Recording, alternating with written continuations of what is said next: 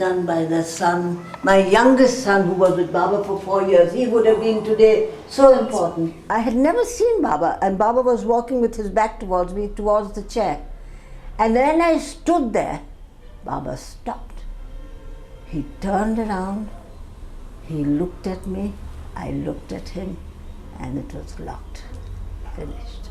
I wrote him a few days ago and I said, "You are coping with such dignity, Baba. Give us that sort of blessing that we could cope with that dignity." This is the man I married. This is the man you married? Yes, I was only 15 when I married him. What's his name? Rajbir Singh.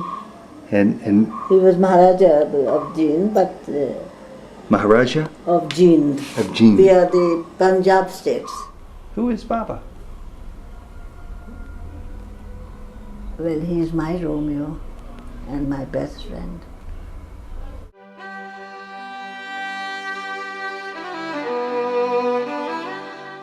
The many views, the many opinions, the many shades of spiritual affection for Indian holy man Sri Satya Sai Baba. Welcome to Souljourns, and a conversation with Maharani PRITHWI BIR KAUR of JIND, an exceptional woman with deeply felt experiences and stories of Sai Baba.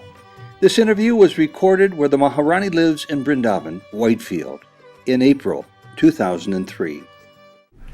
Who is Sai Baba? For those people who have never heard his name before, how would you describe him? Who has not heard his name? Almost 5.5 billion people have never heard his name. Well, they will soon hear his name, like we did, how we heard it in the early 60s, and how we came to Baba when there was really nothing, and today I don't think there's a better auditorium or whatever Baba has built is the perfection in beauty, in spiritual, in music, and everything. Was it always beautiful here when you first came? Well, it had a much better beauty because we had Baba to ourselves and we were very personal, and then it used to be a forest area but very hard on the body. We used to bathe in the Chitravati. A bucket of water would cost us 4 annas, and there was 4 annas for a hot bucket of water in Puttaparthi. And we had to bathe in sort of mats used to be put around so we could have our bath. What was Baba like back then? Baba lived in the mandir, but he was very simple. He's still very simple. Did he have lots of energy back in those days? As he has now, but that was very visible. There was too much energy. How do you mean too much energy? Oh, he could do anything. It was magic, and still is magic. And how? And now it is even better because for a person of my age, that is his age, it's nice to be able to keep up with a little of his powerful energy, even now. I think that's important for me. And you've been seeing him many, many times for all these years. Each day as you sit there on the bench as Baba comes in for darshan, do you still feel the same excitement as you did years ago? Would I come if I didn't? I had better things to do. But I love him so much, I don't think any person or any body could give the thrill, the ecstasy that you can get from him by one look, and he looks at me every day. I'm his pet dog. His pet dog? Yeah. And does he ever have a chance throughout the years to actually give you a verbal message to help answer your questions? I never have asked Baba questions. Why and not? Just recently, there's no need, because I really am not an inquisitive person. I am just what I was when I came, and I'll always be the same. And I think that's why he loves me very specially. I'm one of his very special dogs. You never feel compelled to bring him questions about your children, about your family? Well, we've about had, between Baba and myself, I think Baba knows that I have suffered tremendous tragedies. And in fact, just recently, he was talking about the world, PRITHWI, and saying how much the world had been abused and hurt by mankind. But he said, this PRITHWI who's sitting here, that's me, has greater troubles than the world itself. So he knows your troubles. Oh, every bit of them. And are they made lighter because of your relationship with Baba? I don't say anything is lighter, but I'm able to, well, I think I might not have come to this age. I would have given up, sort of. But I know whatever's happening. One thing is, I do believe in now karma.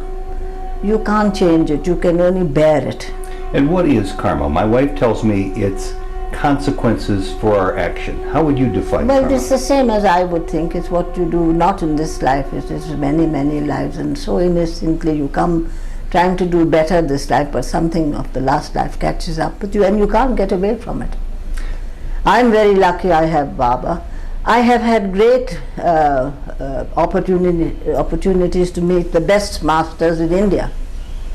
Been with the Pondicherry mother and all these great masters. And I've always been interested as a child for spiritual life. You were telling me earlier that as a child and as a young woman, you were somewhat questioning who this person Baba was. After all, you knew. Yes, because he came out in the Illustrated Weekly many years ago, it would be in the 60s, and Khushwant Singh had written him up, but not a very complimentary, and I felt that, what's this big hair and all this? And it was my son that came to Baba.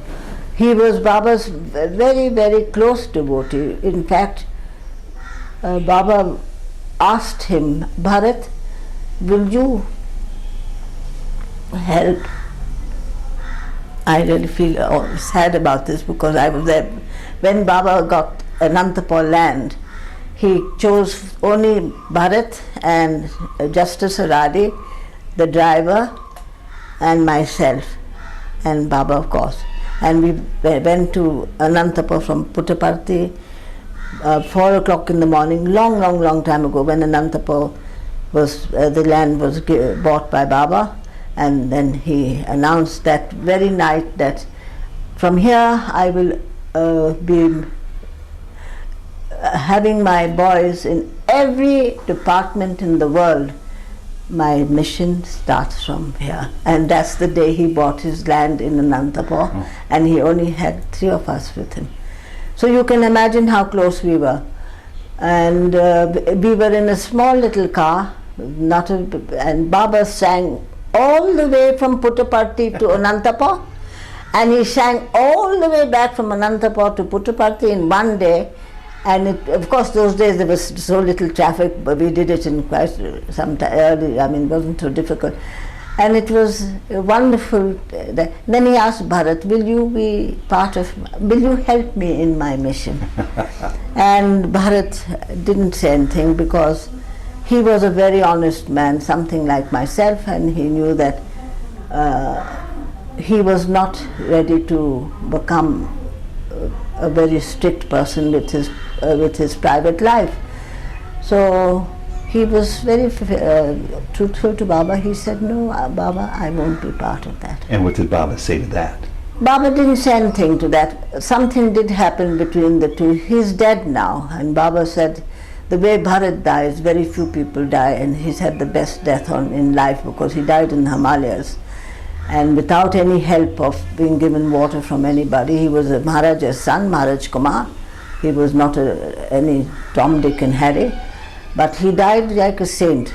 And he was known in the Himalayas as a saint, and his friends were all very, very poor class. What did you ask me? I forgot. How did you come to help Baba when he asked if you were going to be able to help him?